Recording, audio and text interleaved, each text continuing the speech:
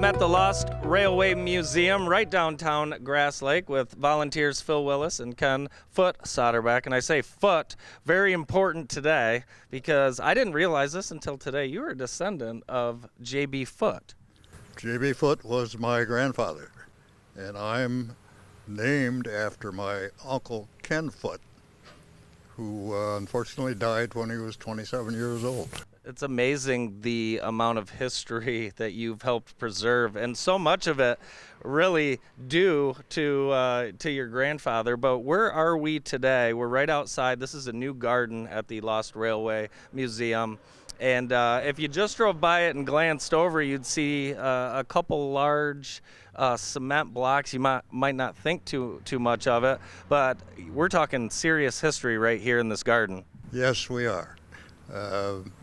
The cement abutments that we see next to us here were originally at the bases for the bridge at the Page Avenue and Ballard Road crossing, where this big beautiful bridge crossed over the New York Central Railroad tracks. And the story is that when they designed the bridge, New York Central wanted the track 23 feet clearance above the track for the bridge. So they designed the bridge, they started building it, they got pretty well along, and they came back and said, no, we want 25 feet. So they had to raise the whole bridge 3 feet, and that accounts for the extra 3 feet of cement that they added to these pylons to bring the bridge up to the height that they had to have it. And what year was that?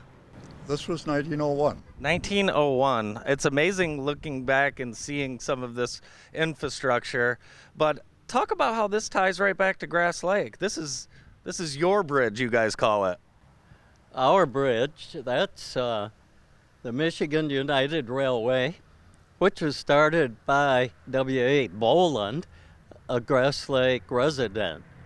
And he made a lot of money. He left a little farm in Grass Lake, went to New York, made money in real estate. He said, I'm coming home. I'm going to spend it at home. So he started this Michigan United Railway, and it was quite an aggressive venture because right next door, one block south, is the DUR, the Detroit United Railway.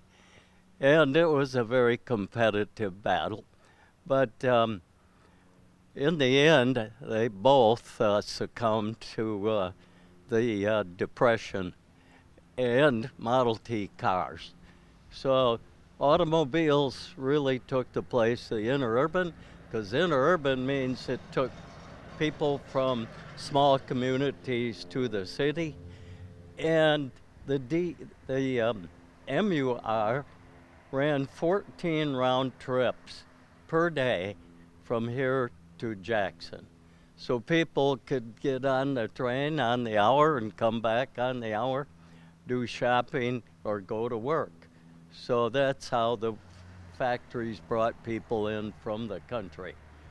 I understand from you guys and doing your research that youngsters enjoyed going over those bridges. It was really like the first roller coaster.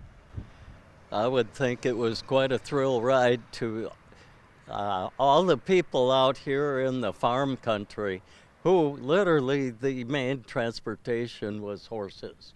And to be able to get onto this modern thing, it had to be amazing.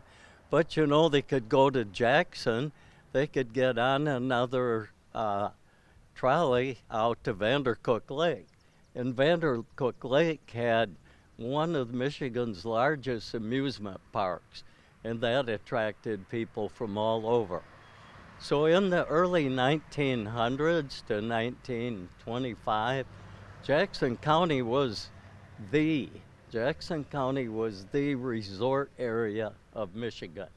You couldn't just drive up north. It was undeveloped, but we had blessed with all these lakes in Jackson County.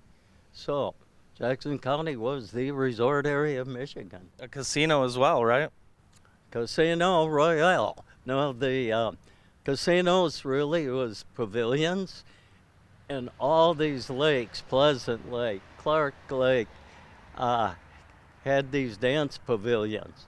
And everybody would dress in suits and ties and dresses and go out for an evening and enjoy a lot of entertaining. So things weren't all work back then, but they did work 6 days a week at least. That is, unless you were a dairy farmer, and you work 7. What I want to know, speaking of hard work, is how you got these things here. That was one of my first questions. But interestingly enough, you knew what these were, and I said, where were they? Where were these ending up after they tore the bridge down? When they tore the bridge down, they just dumped these in the little valley between Page Avenue and the railroad track. And how did you know what they were? Well, when I was a kid, we used to take drives on Sunday afternoons in the old Studebaker, and we would go out this way. We'd go out Page Avenue to Ballard to go to Leone, to go through the tunnel at Leone. And my mother would always look at those big cement things laying there and say, "That's your grandfather's bridge." And so that's how I learned the story about what they were, where they came from. And all these years later, able to get them back and bring them back and have this wonderful tribute. Phil, tell us a little bit about when the museum's open, when people can come, and what they can enjoy when they stop by and visit. Well, the museum has hours 10 to 4, Wednesday through Saturday, and you can call the local number and schedule an appointment if you wish. But we host a lot of banquets here. We have a banquet facility that would host easily 60, but if you use the whole museum, you can easily host 100 people here. And there's just, you gotta come to the museum and get on the simulated ride, the first ride from Jackson to Grass Lake in 1900 or 1901, and it is, you are moving. People say, "Who's driving?" Yeah. I got to get off. I get sick in rides, and so it's one of the best highlight rides in the country for real. It's an amazing museum, and right here locally, take advantage coming out. And of course, this new garden where Ken's grandpa's bridges pylons rest. So thank you guys so much. Thanks for having us out, and thanks for all that you guys do to preserve and commemorate our history. We appreciate it.